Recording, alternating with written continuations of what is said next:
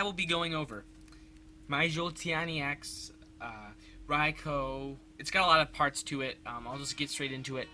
I don't know what I'm going to actually name it yet, the title of this deck, but you will see that when you click on this video, which you have already done. So let's just get straight into this. It's pretty much my deck, my Magnezone Roigh deck, with some extra modifications to it, with Pokemon, with various Pokemon sets that have come out recently. And yeah, let's just get into it. I'm excited to show this. What is going on, my Bob Nation? I am Absol Deck, and I am here with another video. And in this video, I will be going over my Jolteon Ex Magnezone Deck for you guys. And I can't wait to show this off. I decided to, I was going to build this deck, and I thought, it was going to be a little bit of a struggle to try to build it because there was a lot of pieces you had to try to put together in this deck. And I think I finally found something that'll work. It still is just a first draft, and I'll be testing it more. But I did do a little bit with it, and it seems to set up good, and it's got good synergy together. I did, make some modifications to it, and I might talk about that with you guys.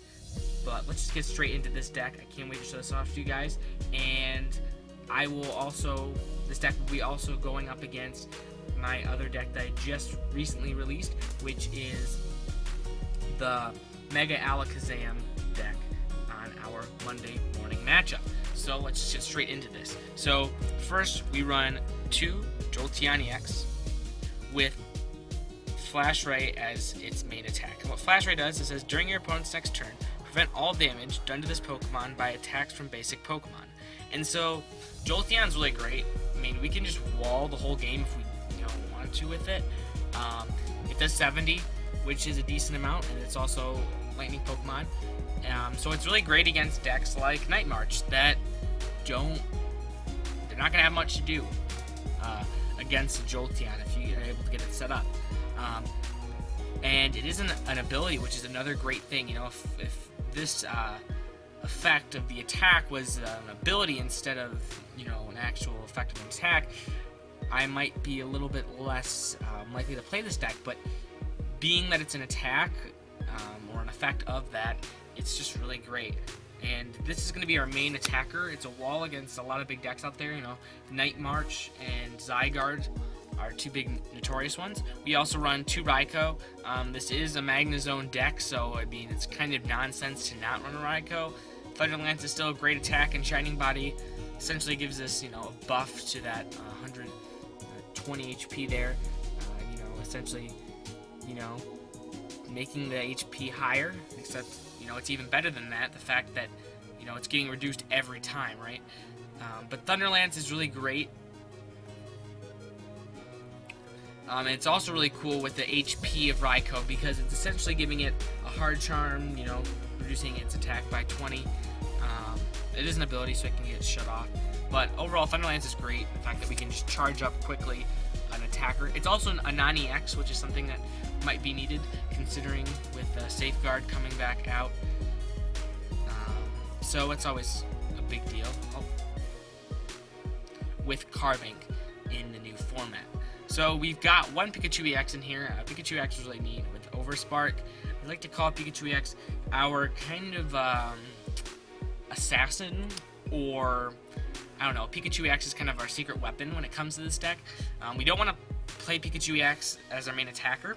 Pikachu EX is in here to just get that last minute knockout, last second, and just take a prize and just surprise our opponent. Just be, show them that we're going to take this prize. We're going to take 2 prizes on a big EX, really quickly and just finish the game. It's kind of our last minute or last turn attacker. We want to finish the game out with Pikachu EX because Pikachu EX is really great. We run a 2-1-2 Magnezone line, and I really wanted to run something more than that, but here is our Magnezone here. It's got Magnetic Circuit, and it says, as often as you like during your turn, before you attack, you may attach a Lightning Energy card from your hand to one of your Pokemon. And so, Magnezone works great with this deck, especially Roigh, because we can charge up a whole lot. One turn we can charge up a Pikachu, and we can also get Jolteon charged up earlier than, in 3 turns that I might normally take. We get that charged up in 2. And so Magnezone's great. It allows us to get everything charged up really quickly and allows the deck to just flow better than it, without. The line is thin, but I do run a rod in here, so that does help a little bit with trying to make sure that the deck has, actually is able to keep some consistency in it. We also run a 2/2 Artillery line with Remoraid, and so the Artillery, it is a proxy. I have to buy some. I do not have any in my hands currently, which is rather surprising. It's not all that rare. It is a rare card, but not ultra rare. So it's got an attack Abysmal Hand. Once during your turn, before you attack, you may draw 5 cards until you have 5, or you have to draw cards until you have 5 cards in your hand, rather. So Artillery is great because it allows this deck to not slow down in terms of attaching energy, right? It's a little difficult to find energy in this deck, even with we do play a decent amount of energy. It's just that Artillery, we burn through our deck pretty quickly, and so we can use Artillery pretty much almost every turn. Sometimes it's 4 cards, sometimes it's 1. It's unlikely to be 5, but it's possible. But Artillery is really great because it allows us to, if we gotta reach for another lightning energy to try to charge up a Raikou or charge up a Jolteon, we can try that, and more often than not, we will reach in it for that energy. So it's really great. We also run 2 Shamans. I've got to buy one as well. Something I need to get. Setup is that's pretty self-explanatory with setup there. We also run 1 Hoopa to round out this deck here. It's kind of a no-brainer. I think Hoopa's great. It's not as important anymore, but I mean, we'll see when we when I go over the stadiums, but I think Hoopa's fine in this deck. We'll play Hoopa. We can grab 2 Shamans or a Jolteon. Unlikely to get the Pikachu because we really don't want to grab that out early. Hoopa is likely to be the first Pokemon we're going to look for if it's not prized. So, that's something we have to think about. And that's about it for this here, all the Pokemon. We've got plenty of Pokemon here. A lot for a standard deck, and it's something you have to think about, but I think that it's something we have to keep in mind when making a deck. But this deck needs a lot of Pokemon to function, especially with the Magnezone line. So we'll just go over standard stuff. 4 Sycamore, 3 N. I could go down to 2, but I think 3 is good, obviously with VS Seeker being such a big part of the format. 2 Fishermen. Fisherman's great. I mean, it's pretty self-explanatory in this deck. We're gonna have a card get knocked out, if we can't wall the whole game. And Fisherman's great because, it allows us to charge up Pikachu at the end of the game. We need that. We also run 2 Lysander. Lysander's great. Again, end game. You want to grab something up on the bench and use Pikachu to attack it. Of course, we can use Lysander if we need to, attack something else. But typically, we really just want to use Lysander for that. Lysander's also a good card for stalling. Maybe we didn't get as quickly to start with Magnezone. It's also great at getting around a Trevenant Lock, which is a huge killer to this deck with Magnezone not being able to evolve it. We also run 1 Hex Maniac. I know people are kind of like, why would you run Hex Maniac? Hex Maniac, we've got to run it. I mean, Greninja's so good. I don't want to run any more than that, though. I mean, it just kills my deck. Hex Maniac kills my deck, but Greninja will also kill it. I mean, the fact that we won't be able to, even if we did run a Glaceon, the only really thing I'm worried about in terms of things that Glaceon would be worked for is Greninja, and with Greninja, Greninja is still going to do damage with its abilities, and so really that's what you have to go for with Hex Maniac. Of course, probably the best strategy is to attack with our Raikous and rod them back into the deck. Hex Maniac allows us to shut off some abilities. It is helpful. It's difficult to try to fight against Greninja. But of course, we've got to do whatever we can to prevent all that damage spreading and attacking the bench, which is just so crucial for that Greninja deck. Now onto the items. We've got 4 VS Seeker. Yeah, we've got plenty of different supporters in this deck, and we need to search for them. We've got 3 Ultra Ball. Could go 4, but I don't think it's. We do run Artillery, and the Hoopa is always helpful. I think we have enough draw power in this deck that we should be able to find anything. It's not like we're really searching for a whole lot. Once we get a Hoopa out and get some EXs, the only thing we'd be looking for is our Magnezone. So that's pretty good there. We run 3 Rare Candy. That's we have to with the Magnezone deck. We really want to be skipping that the full through the all the way through the line. Rare Candy is a necessity whenever you're playing a stage 2 in a Pokemon deck. It's just always a necessity. We play 2 Muscle Band. I think maybe we should play more, but it's tight. This deck is really tight, and it's a card that you can go for to try to use to try to counter other things, or not. Muscle Band is a difficult card to go with.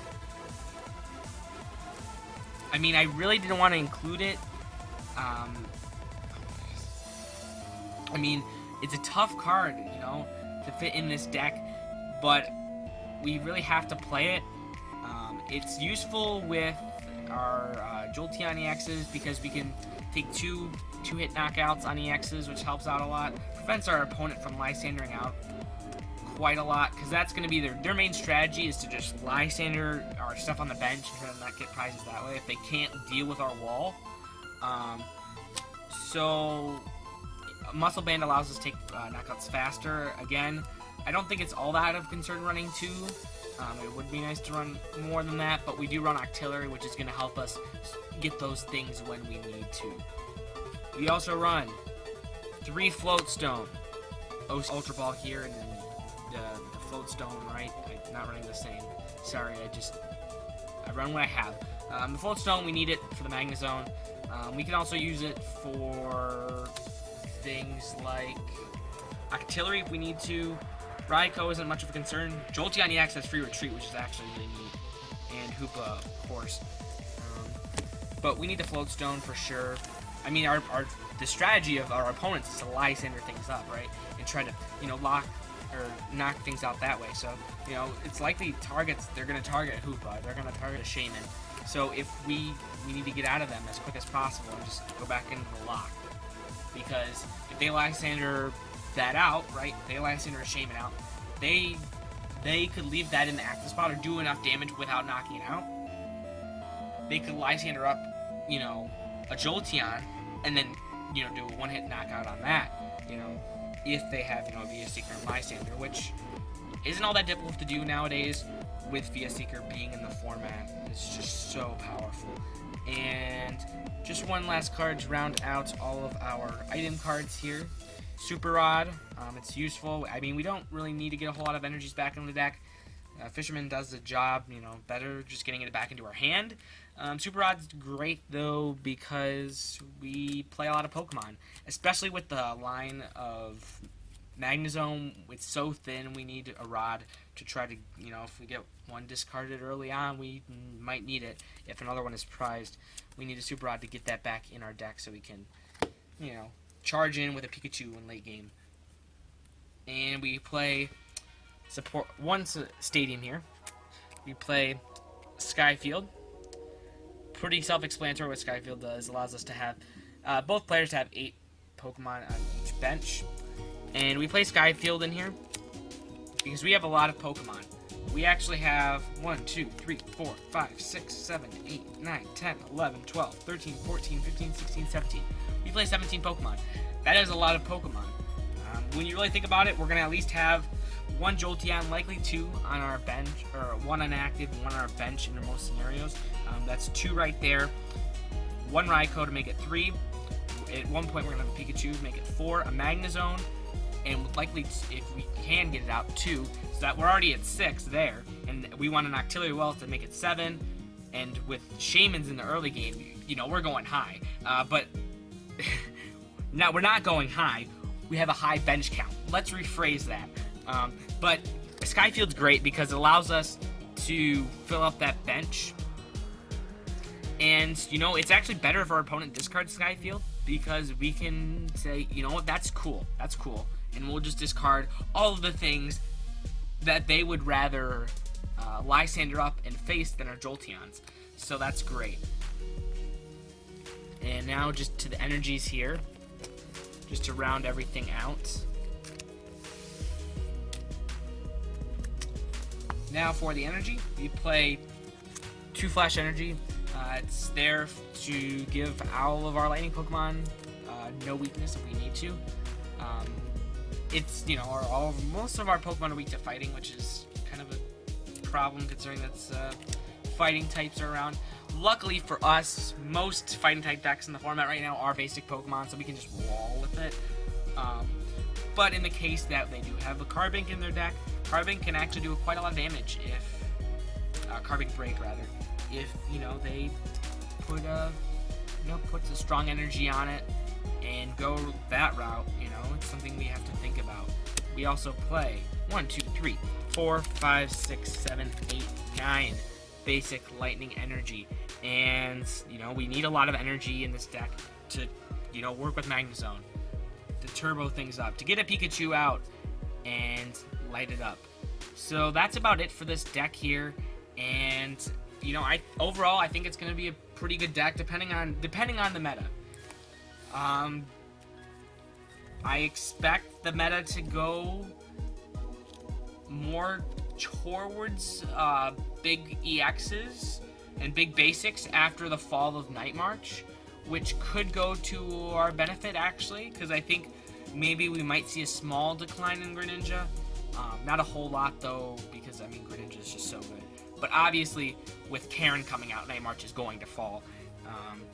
And this deck, you know, was alright at playing a Night March, but, you know, its main focus is just taking out big basics.